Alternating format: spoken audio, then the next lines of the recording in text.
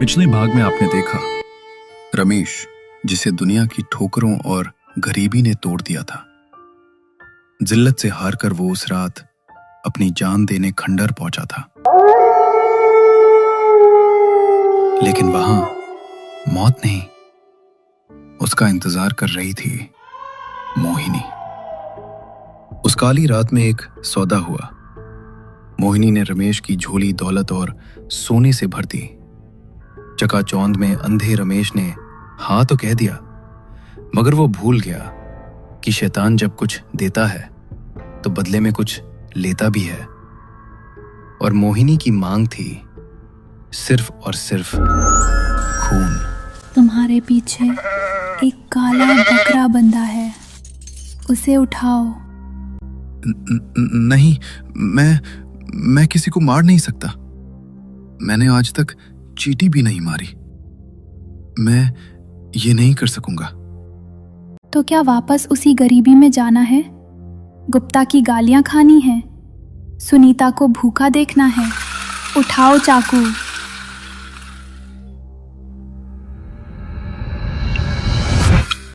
मुझे माफ करना। मुझे वो दौलत चाहिए, मुझे वो इज्जत चाहिए। काटो इसे रमेश, काटो।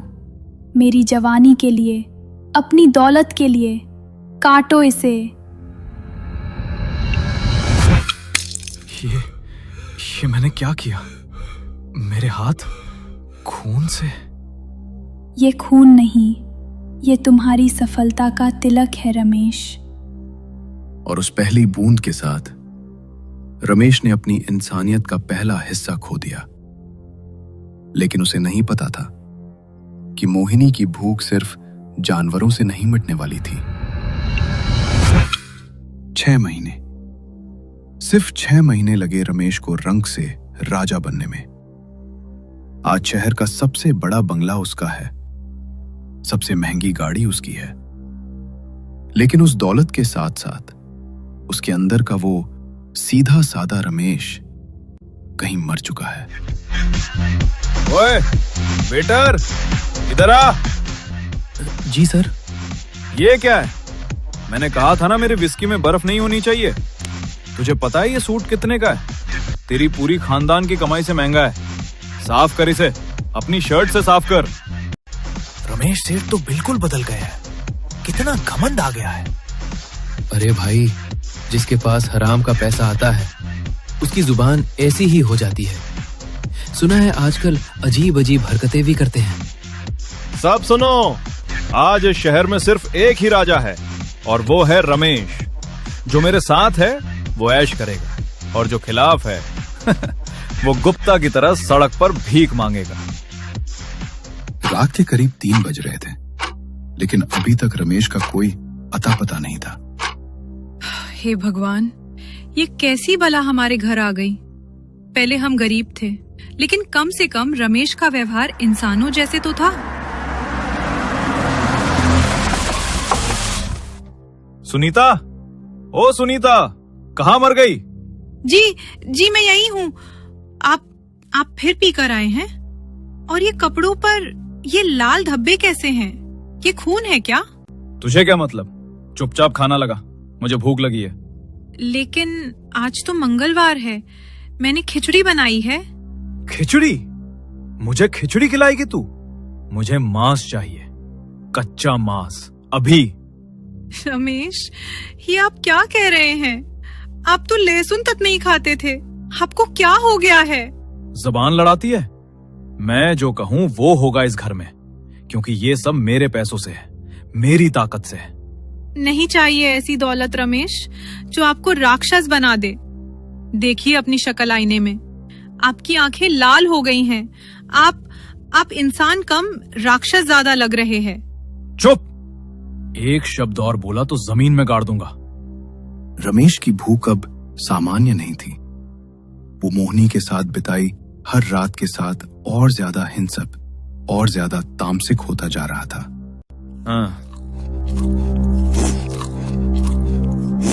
हे माई, ये कच्चा मटन खा रहे हैं? यही है असली स्वाद। मेरी मोहिनी सही कहती है, असली ताकत खून में होती है।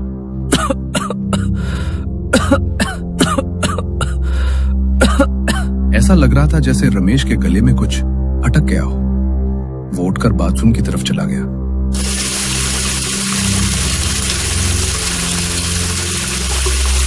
क्या हो रहा है मुझे? पेट में जलन हो रही है। और ये गले पर निशान कैसा है? कौन है? मुझे ऐसा क्यों लग रहा है कि कोई मुझे देख रहा है? रमेश ने चेहरा धोने के बाद जैसे ही आईने में देखा, उसके पैरों तले जमीन खिसक गई। आईने में उसकी अपनी परछाई नहीं थी। मोहिनी, तुम यहाँ? आईने में रमेश ने देखा, उसके कंधे के ठीक पीछे मोहिनी खड़ी थी। लेकिन अब वो वही सुंदर अप्सरा नहीं रही। वो पूरी तरह एक पिशाचनी में बदल चुकी थी। उसकी आंखें अंगारों की तरह ततक रही थी और चेहरे पर एक क्रूर डरावनी मुस्कान फैली हुई थी। क्या हुआ मेरे राजा, डर गए? तुम तो रात को मिलती हो, अब यहाँ मेरे घर में क्या कर रही हो? अब तुम्हारा घर मेरा है, तुम्हारा शरीर मेरा है।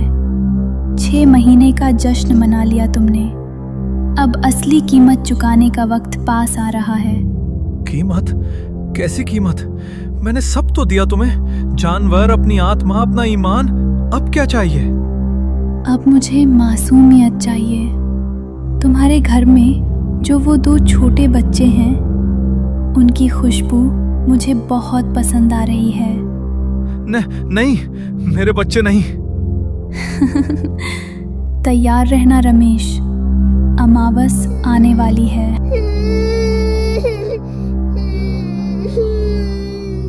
राजू?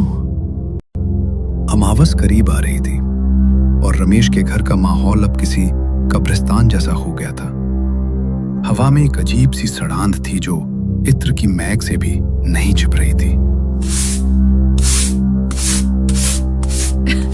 ये बदबू कहाँ से आ रही है? पूरा घर फिनाइल से धो दिया, फिर भी जैसे कोई मरा हुआ जानवर कहीं सड़ रहा हो। सुनीता, पानी। आ रही हूँ। रात भर तो शराब और तमाशा चलता है, अब पानी मांग रहे हैं। हे भगवान, रमेश, आपका शरीर इतना गर्म क्यों है? और ये आपकी पीठ पर खरोंच के निशान कैसे हैं? मत मारो, मुझे मत मारो। सौदा पूरा होगा। कैसा सौदा? रमेश, उठिए, आप नींद में क्या बक रहे हो? दूर रह, मेरे पास मत आ। वो मुझे देख रही है। कौन देख रहा है?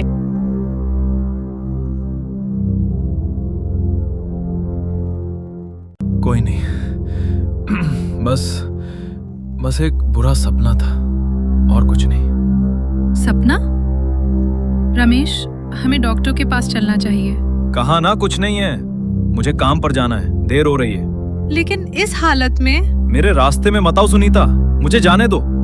रमेश काम पर चला गया था, लेकिन अपने पीछे छोड़ गया था एक अनजाना डर। सुनीता रसोई में थी जब उसे फ्रिज से कुछ अजीब आवाज सुनाई दी।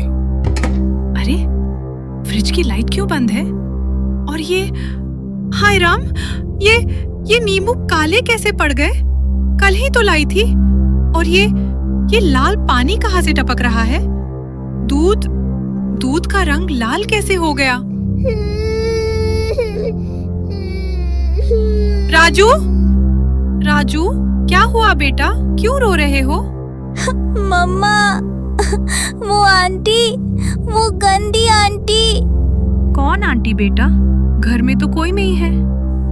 वो अलमारी के ऊपर बैठी थी, उनकी आंखें आग जैसी थी। वो कह रही थी, तेरे पापा मेरे हैं। नहीं, ये कोई वहम नहीं है। कुछ तो बहुत गलत हो रहा है इस घर में। मुझे बाबा जी के पास जाना ही होगा। बैठो बेटी, मैं जानता था तुम आओगी। तुम्हारे पीछे जो साया आ रहा है, उसकी बदबू मुझे यहाँ तक आ रही है। बाबा, मेरे पति वो बहुत बदल गए हैं। घर में खून मिलता है, काले नींबू मिलते हैं। मेरा बच्चा डर रहा है, बचाइए हमें। हाथ दिखाओ अपना। जैसा मैंने सोचा था, तुम्हारे पति ने सिर्फ दौलत नहीं कमाई बेटी, उसने अपनी रूह का सौदा किया है, एक पिशाचिनी से। पिशाचनी? हाँ, पिशाचिनी, मोहिनी। वो रूप बदलती है, वो इंसान को लालच देकर फंसाती है और फिर धीरे धीरे उसे जानवर बना देती है। और जब इंसानियत पूरी तरह मर जाती है तो वो शरीर को खा जाती है। तो क्या रमेश अब नहीं बचेंगे? कोई तो उपाय होगा बाबा। उसका वक्त करीब है, अमावस की रात को वो उसे ले जाएगी, लेकिन तुम उसे बचा सकती हो क्योंकि तुम उसकी अर्धांगिनी हो। तुम्हारा सतीत्व और ये रक्षा सूत्र ही उसे रोक सकता है। ये धागा लो, इसे रमेश की कलाई पर बांध देना और याद रखना, जैसे ही ये धागा बंधेगा उस पिशाचनी का असर टूटने लगेगा, लेकिन वो हमला करेगी। तुम्हें डरना नहीं है। सुनीता, खाना कहाँ है? आज फिर देर कर दी। रमेश, पहले यहाँ आइए, मुझे आपसे बात करनी है। मुझे बकवास नहीं सुननी, हट सामने से। नहीं, आज आप मेरी सुनेंगे। देखिए अपनी हालत, आप बीमार हैं। ये लीजिए, मैंने मंदिर से प्रसाद और ये धागा लाई हूँ। दूर हटा इसे, मुझे नहीं चाहिए तेरा धागा वागा, फेंक इसे। नहीं, आपको ये पहनना ही होगा। बच्चों की कसम रमेश। मैंने कहा ना दूर रह। जला दिया तूने, मुझे जला दिया। इसे हटा दे मूर्ख औरत, वरना मैं तुझे और तेरे बच्चों को चबा जाऊंगी। मैं नहीं डरती तुमसे मोहिनी। जय बजरंगबली। रमेश, रमेश, आंखें खोलिए, प्लीज आंखें खोलिए। सुनीता, पानी, बहुत जलन हो रही है। सुनीता ने जैसे ही रमेश का चेहरा अपनी गोद में लिया, उसकी चीख निकल गई। धागा बनते ही मोहिनी का माया जाल टूट रहा था। हे भगवान, आपका चेहरा, आपकी त्वचा, ये काली क्यों पड़ रही है? ये तो सड़ रही है। मेरी उंगलियां गिर रही हैं। बचाओ मुझे बचाओ। रमेश का शरीर जिंदा रहते हुए ही गलना शुरू हो गया था और तभी बाहर से बहुत तेज आवाज आने लगी। दरवाजा खोल रमेश, मेरा शिकार अंदर है, तुम मुझसे नहीं बच सकते। रमेश, बाहर आ, तू मेरा है, तेरे शरीर का एक एक कतरा मेरा है। सुनीता, खोल दे, बहुत दर्द हो रहा है। मेरी खाल जल रही है। देखो मेरा हाथ, उंगलियां गल रही हैं। इसमें कीड़े चल रहे हैं। रमेश का वो आलीशान घर अब एक बूचड़ खाना बन चुका था। उसके शरीर से टपकते काले खून ने जमीन को गंदा कर दिया था और बाहर उसकी मालकिन अपने बकाए का इंतजार कर रही थी। आवाज बंद हो गई। क्या वो चली गई? बेटा रमेश, दरवाजा खोल बेटा। देख, तेरी माँ आई है। तुझे दर्द हो रहा है ना मेरे बच्चे? मैं दवाई लाई हूँ। माँ? सुनीता, माँ आई है। माँ मुझे बचा लेगी। दरवाजा खोल। नहीं रमेश, होश में आइए। माँ को गुजरे 10 साल हो गए हैं। ये वो चुड़ैल है, ये उसका माया जाल है। अरे पहचान लिया। समझदार बीवी है तुम्हारी रमेश। लेकिन कब छिपाएगी उसे? उसकी नाक गिर चुकी है, कान गल रहे हैं। 10 मिनट और फिर वो सिर्फ हड्डियों का ढांचा रह जाएगा। मुझे बाबा जी को फोन करना होगा। सुनीता, घर से बाहर मत निकलना। वो तुम्हें अलग करने की कोशिश करेगी। बाबा, रमेश की हालत बिगड़ रही है। उनका पूरा शरीर गल रहा है। वो सरांद उसके पापों की है बेटी, उसे सहन करने दो। अगर तुमने सूर्योदय से पहले दरवाजा खोला तो वो उसकी आत्मा को नर्क ले जाएगी। उसे बांध कर रखो। बांध कर रखो। मुझे कोई नहीं बांध सकता। मैं राजा हूं। मैंने सौदा किया था। रमेश, शांत हो जाइए। तू जलती है मेरी दौलत से। तू चाहती है मैं मर जाऊं। अगर मैं बाहर गया तो मोहिनी मुझे ठीक कर देगी। वो मुझसे प्यार करती है। तूने ये धागा बांधकर मुझे बीमार किया है। क्या कर रहे हैं? धागा मत तोड़िए। हट!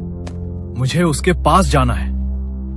दर्द और मोहिनी के वशीकरण ने रमेश का दिमाग पूरी तरह फेर दिया था। उसे लग रहा था कि उसकी पत्नी उसकी दुश्मन है और बाहर खड़ी मौत उसकी साथी। मैं आपको नहीं जाने दूंगी। हाँ रमेश, खोल दो। बस एक कदम और सारा दर्द खत्म। मोहिनी, मुझे बचा लो। दरवाजा खुल चुका था, लेकिन सामने जो खड़ा था वो कोई खूबसूरत स्त्री नहीं थी।